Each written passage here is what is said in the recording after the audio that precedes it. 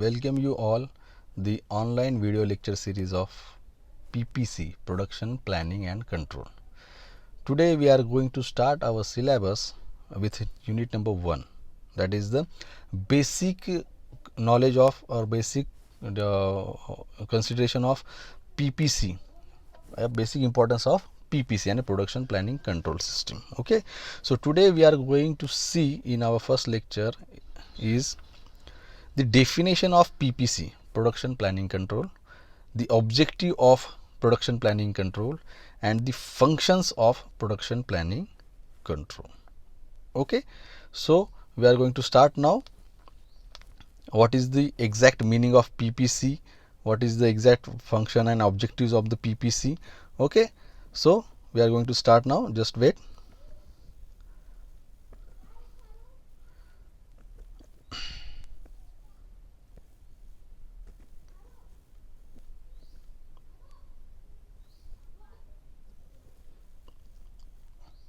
Just a minute.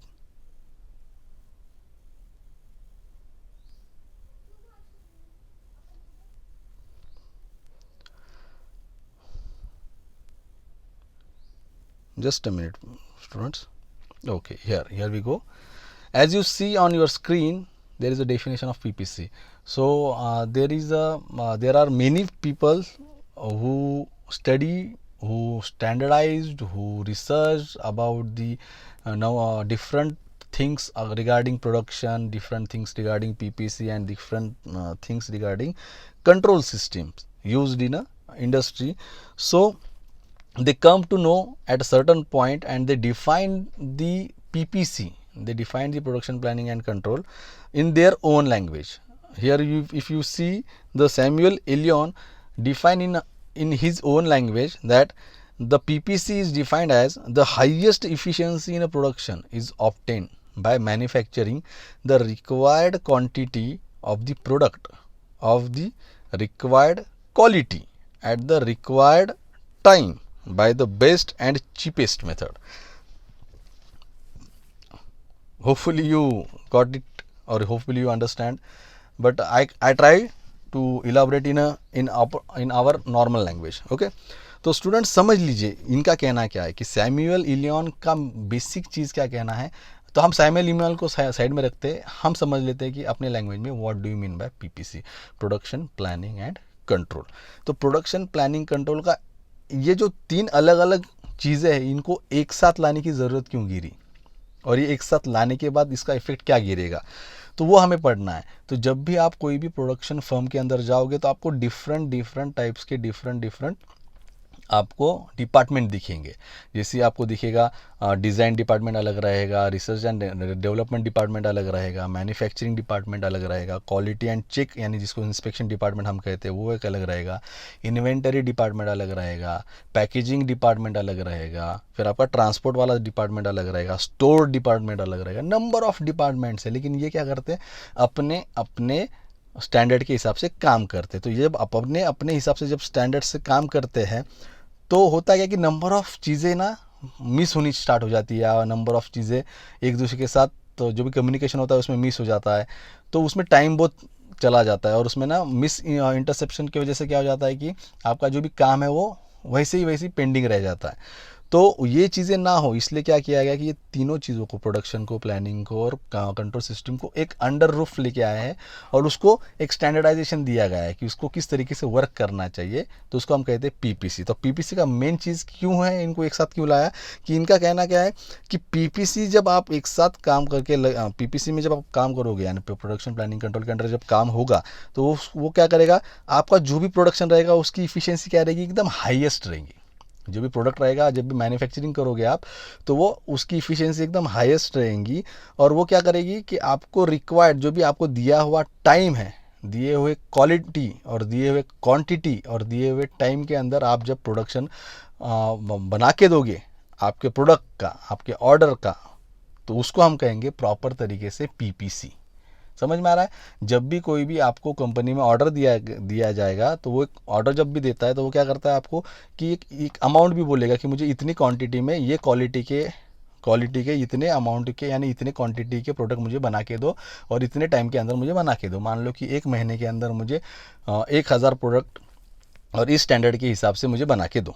तो जब आप वो फुलफ़िल करते हो, कब करोगे? जब अंडर पीपीसी, जब आप फुलफ़िल करोगे तो उसको हम पीपीसी कहते हैं, यानी प्रॉपर प्रोडक्शन प्लानिंग कंट्रोल के हिसाब से आपने उसको बना के दिया, उसको हम कहते हैं पीपीसी। तो समझ में आया कि आप भी जब भी कोई भी प्रोडक्ट को बना के देखोगे उसकी हाईएस्ट इफ़िशियंसी के ऊपर और रिक्वायर्ड टाइम के अंदर, रिक्वायर्ड क्वालिटी के अंदर, रिक्वायर्ड क्वांटिटी के अंदर जब बना के दोगे तो उसको हम कहते हैं पीपीसी, यानी अंडर पीपीसी हम उसको बना के दे सकते। तो उसका डिफिनेशन ये कहते हैं सैमुअल इलियन। ठीक है, तो ऐसे नंबर ऑफ डिफिनेशंस है, लेकिन उसमें जाके कन्फ्यूजन होने से अच्छा है कि आपको एक चीज़ समझ में आ गई होगी कि जो स्टैंडर्ड जो यूज़ किया जाता है वो पीपीसी का डेफिनेशन होगा। ठीक है ना।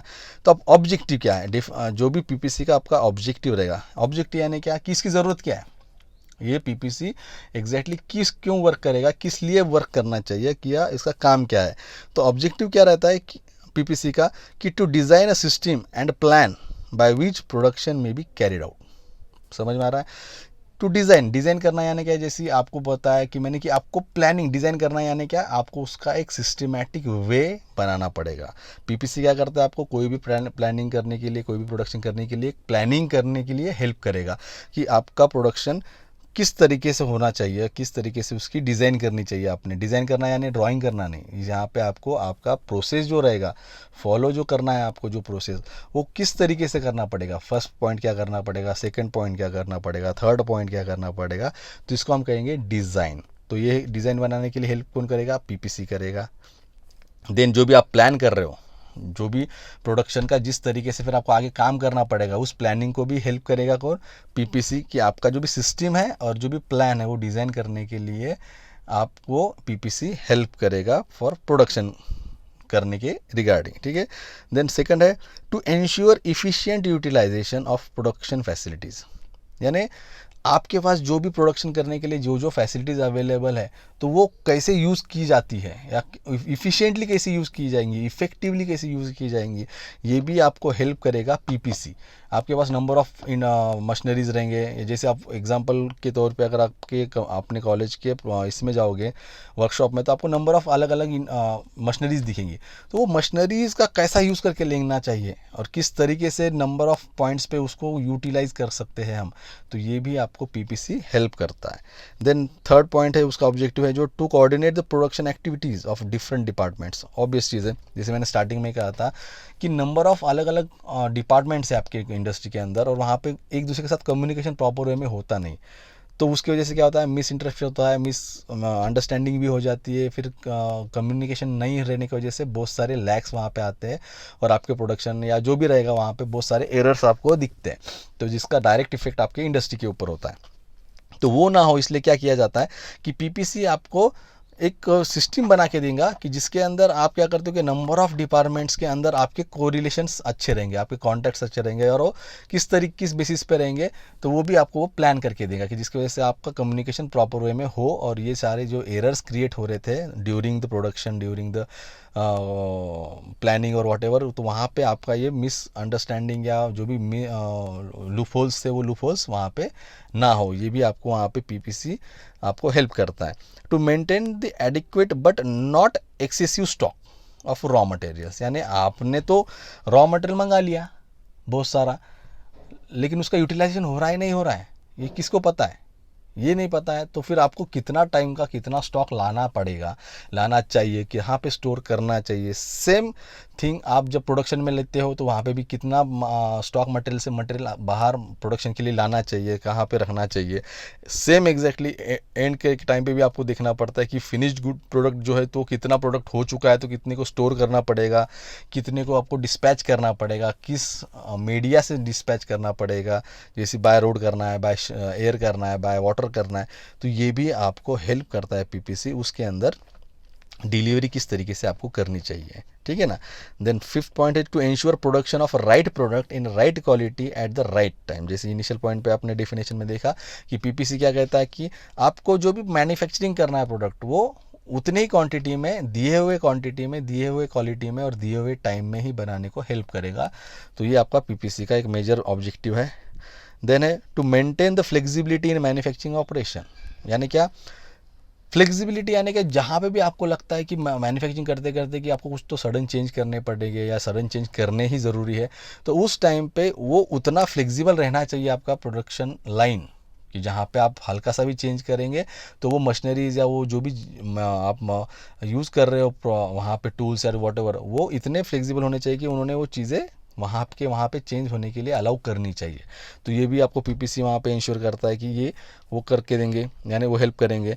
Then to coordinate labour, machines and equipment in the most effective economy manner, यानी क्या कि लेबर है, मशीनरीज है, इक्विपमेंट्स है, ये जो अवेलेबिलिटी है इनकी और ये इनके अंदर का जो कोरिलेशन रहेगा, यानी क्या कि मैन पावर नहीं है लेकिन मशीन्स और टूल्स तो अवेलेबल है, लेकिन मैन पावर है तो टूल नहीं है, मशीन तो अवेलेबल है, लेकिन मैन पावर भी है, टूल भी है, लेकिन मशीन अंडर मेंटेनेंस है तो वो वर्क नहीं कर रही। तो ये सारी चीज़ें ना हो तो ये भी, इसके लिए भी आपको पीपीसी एक प्रॉपर तरीके से डिज़ाइन करके देता है, प्लान करके देता है कि ये चीज़ें हुई भी तो किस तरीके से उसको रिजॉल्व करेंगे, और ना भी हुई तो अगर होने वाली होगी तो उसको भी किस तरीके से आप उसको प्लानिंग कर सकते हो। तो इसको भी हम एक नंबर ऑफ इंपॉर्टेंट ऑब्जेक्टिव समझ सकते हैं। देन आप अगर देखोगे तो नंबर ऑफ ऑब्जेक्टिव्स है जो पीपीसी आपको हेल्प करती है टू डिज़ाइन करना और प्लानिंग करना, ठीक है ना। तो ये तो हो गए आपके ऑब्जेक्टिव रिगार्डिंग पीपीसी, होपफुली समझ में आऊँगा।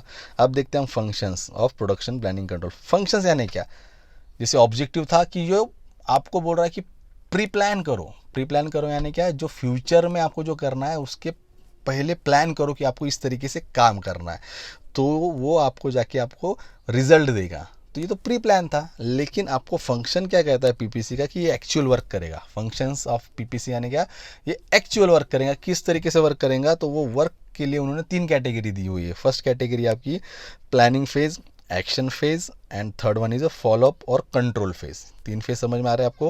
प्लानिंग फेज यानी प्लानिंग फेज में यानी क्या कि आप इनिशियल स्टेज पे फर्स्ट आप प्लानिंग करोगे कि किस तरीके से आपको काम करना है, किस बेसिस पे काम करना है, आपका फ्लो किस तरीके से रहेगा, तो वो रहेगा आपका प्लानिंग फेज। सेकंड रहेगा एक्शन फेज। एक्शन फेज में क्या रहेगा कि जो actual work, exactly actual manufacturing का हो, एक्चुअल कंट्रोल सिस्टम का वर्क का हो, तो जो भी रहेगा वो जो एक्चुअल ऑन फील्ड वर्क होगा तो वो किस तरीके से रहेगा in any matter, in any regarding manner, कि वो शिपमेंट का भी कहो, वो क्वालिटी चेक का भी कहो, वो मैन्युफैक्चरिंग का भी कहो, वो R&D डिपार्टमेंट का भी रहो, लेकिन वो एक्चुअल फेज में एक्चुअल वर्क किस तरीके से होगा वो एक्चुअल एक्शन फेज में दिखा जाएगा। And then follow up and control phase, यानी जो आपने प्री डिफाइंड किया हुआ प्लानिंग था तो उसके रिगार्डिंग सब चीज़ें हो रही है कि नहीं, तो वो हम फॉलोअप में देखेंगे या कंट्रोल सिस्टम में देखेंगे, उस फेज़ के अंदर वो देखा जाता है। तो ऐसे 3 मेन फंक्शंस होते हैं आपके पीपीसी के।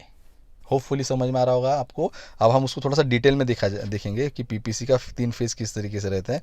तो जैसे प्लानिंग फेज़ में, प्लानिंग फेज़ में अगर आप देख रहे हो कि प्रायर प्लानिंग यानी इनिशियल प्लानिंग, फर्स्ट प्लानिंग, उसमें क्या किया जाता है, फोरकास्टिंग की जाती है, ऑर्डर राइटिंग की जाती है, प्रोडक्ट डिज़ाइन किया जाता है। आ रहा है समझ में। ये 3 चीज़ें किस में की जाती है आपके प्लानिंग फेज़ के अंदर।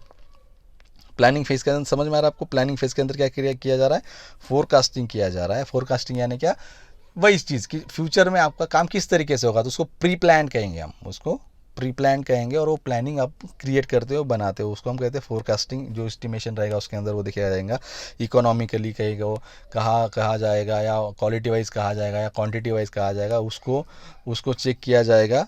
तो वो प्री डिफाइंड किया जाएगा या प्री प्लान किया जाएगा, उसको कहते हैं हम फोरकास्टिंग। देन ऑर्डर राइटिंग जो रहता है, ऑर्डर राइटिंग यानी क्या, प्रिपरेशन ऑफ वर्क ऑथराइजेशन।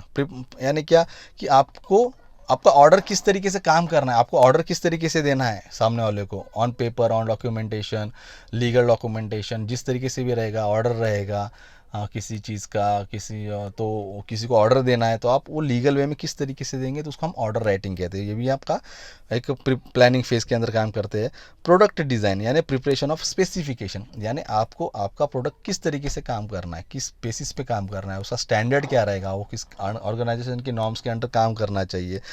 तो ये सारे चीज़ें उसके अंदर देखी जाएंगी और उसके बाद आपको उसको स्पेसिफाई करना पड़ता है कि हाँ मुझे फर्स्ट थिंग ये करनी पड़ेगी, इसका फर्स्ट स्टेप ये रहेगा, एक्स वाई जेड चीज़ रहेंगी, second step X Y Z चीज़ रहेंगी, थर्ड एक्स वाई जेड चीज़ रहेंगी, और इस स्टेप वाइज उसको जाना पड़ेगा और उसको काम करना पड़ेगा। यानी उसका starting to R&D department to dispatch तक आपको उसका एक स्पेसिफिकेशन मेंटेन करना पड़ता है, डिफाइन करना पड़ता है। उसको कहते हैं हम प्रोडक्ट डिज़ाइन कहते हैं। ठीक है, देन आते हैं हम एक्शन प्लान के ऊपर।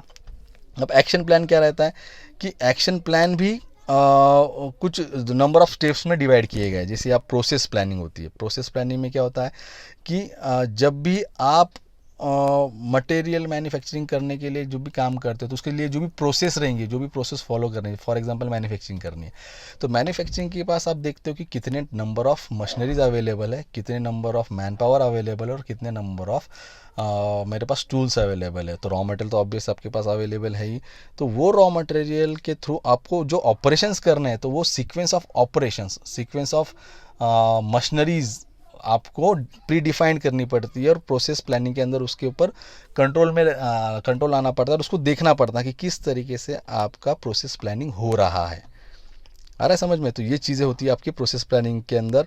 और मोस्टली हेल्प क्या करता है आपको कि सेलेक्ट करने में आपको ज़्यादा हेल्प करता है कि कौन सा आपको मशीन सेलेक्ट करना पड़ेगा, कौन सा इक्विपमेंट आपको ज़रूरी है, तो वो चीज़ें इसके अंदर आपको दिखने को मिलेंगी। इसको कहते हैं हम प्रोसेस प्लानिंग, जिसके अंदर हम रूटिंग भी वही रहता है कि किस तरीके से किस वर्क स्टेशन के थ्रू आप काम करोगे। पहला वर्क स्टेशन क्या रहेगा, सेकंड क्या रहेगा, थर्ड क्या रहेगा, फोर्थ क्या रहेगा, वो रहेगा आपका रूटिंग। देन सेकंड है आपके एक्शन प्लान के अंदर ही जो सेकंड बिट है आपका वो मटेरियल कंट्रोल। जैसे मैंने आपको बोला था इन्वेंटरी कंट्रोल, यानी आपके पास स्टोर में कितना ये है मटेरियल अवेलेबल और आपके पास फिनिश गुड कितना अवेलेबल है, तो उसको हम किस तरीके से यूटिलाइज किए करेंगे, तो वो हम इस मटेरियल कंट्रोल के अंदर देखते हैं। अब जैसे इसमें देखा गया है कि to ensure the production operation will start on time it includes, यानी आपका अगर प्रोडक्शन है जो ऑन टाइम स्टार्ट करना है तो वो क्या कंसिडरेशन करने को बताया कि स्पेसिफिकेशन ऑफ मटेरियल्स, यानी क्या आपका जो भी मटेरियल उसका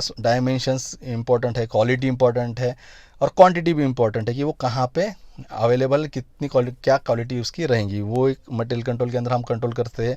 देन क्वांटिटीज़ एंड अवेलेबिलिटी, भाई जो मैंने अभी कहा था कि वो कितने क्वांटिटी में अवेलेबल है आपके पास मटेरियल, डिलीवरी डेट क्या रहेगी, तो अगर डिलीवरी डेट की रिगार्डिंग आपको आपका मैन्युफैक्चरिंग करना पड़ेगा, वो इंस्पेक्शन करना पड़ेगा, वो प्रोसेस करनी पड़ेगी। फिर उसका स्टैंडर्डाइजेशन क्या रहेगा वो देखना पड़ेगा, रिडक्शन क्या रहेगा वो देखना पड़ेगा। फॉर एग्जांपल अगर आप 100 प्रोडक्ट एक घंटे में इंस्पेक्शन डिपार्टमेंट में डालते हैं और उसमें कितने प्रोडक्ट रिजेक्ट हो रहे हैं, वो भी आपको चेक करना पड़ेगा कि यार इतने प्रोडक्ट कैसे रिजेक्ट हो रहे हैं, क्यों हो रहे हैं, तो उसके ऊपर भी आपको कंट्रोल करना पड़ता है। फिर रिजेक्ट किया हुआ प्रोडक्ट की रीयूज़ करना है या स्क्रैप में डालना है, वो भी आपको वहाँ पे कंट्रोल करना पड़ता है या करेंगे या हेल्प होंगी उसके अंदर। तो ये चीज़ें इसके हम मशीन कंट्रोल, मटेरियल कंट्रोल के अंदर हम देखते हैं। Then tool control, tool control क्या कहता है आपको कि ये जो भी रहेगा कि आपको नया टूल लाना है या ऑलरेडी आपके पास एक टूल का जिग्स एंड फिक्सर बनाना है, ये आपकी इकोनॉमी पे ही मैटर करता है। कि आपकी इकोनॉमी पे मैटर क्या करता है कि अगर आपके पास नया प्रोडक्ट आ रहा है उसके लिए कुछ नए मीन्स मटेरियल आपको ज़रूरी है, इक्विपमेंट ज़रूरी है कि इसके लिए जिग्स एंड फिक्सर ज़रूरी लाना, तो वो आपको न्यू कॉस्ट देनी पड़ेगी नए इसके लिए, या फिर यही नंबर ऑफ टाइम पे सेम प्रोडक्ट आपको मैन्युफैक्चरिंग करता रहना है, तो आपको एक जिग एंड फिक्सर फाइनली बनाना पड़ेगा। तो वो भी आपको यहाँ पे टूल कंट्रोल के अंदर इंपॉर्टेंट रोल प्ले करता है।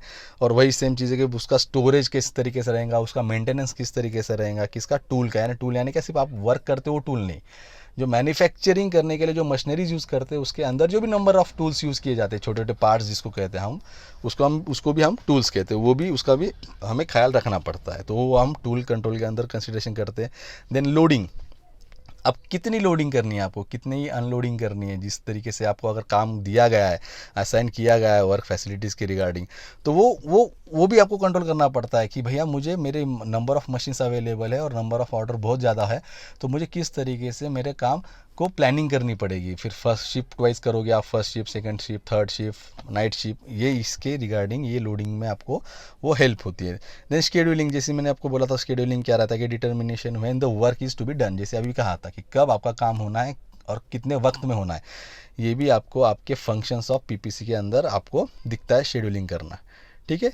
देन आते हैं हम एक्शन फेज के अंदर। अभी अब तक हमने क्या देखा था, planning phase, first planning phase. आप देख रहे हैं हम एक्शन फेज, एक्चुअल वर्क होता है on the field action phase में। तो एक्शन फेज में क्या होता है, डिस्पैचिंग करना, यानी आपका जो भी सेलेक्टेड, इंस्पेक्शन के बाद जो भी सेलेक्टेड मटेरियल रहेगा उसको पैकेजिंग की जाती है। पैकेजिंग करने के बाद उसको डिस्पैच किया जाता है, एक अथॉरिटी दी रहती है जो उसको डिस्पैच करेंगी।